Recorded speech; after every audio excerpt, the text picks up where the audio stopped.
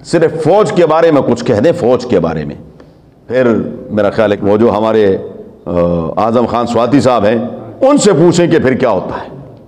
لیکن اسلام کے بارے میں آپ کا جو دل کرتا ہے کہیں۔ اگر کسی نے کوئی بات کی تو کہ یہ دیکھو جی یہ انتہا پسند ہے، اور بھائی فوج کے بارے میں بات کریں تو اس کے ساتھ جو کچھ ہوتا ہے وہ انتہا پسندی نہیں ہے۔ آپ کہتے ہیں نہیں جی یہ کیا ہے، قانون کے خلاف ہے، یہ ہمارا رول اور لا ہے کہ آپ نے ہمارے اداروں کے بارے میں کچھ نہیں کہنا، کوئی بات نہیں کرنی۔ ادارہ مقدس ہے، دین اسلام مقدس ہے، لیکن وہ کسی کا ہوگا، پاکستان میں نہیں ہے، کم از کم پاکستان میں نہیں ہے۔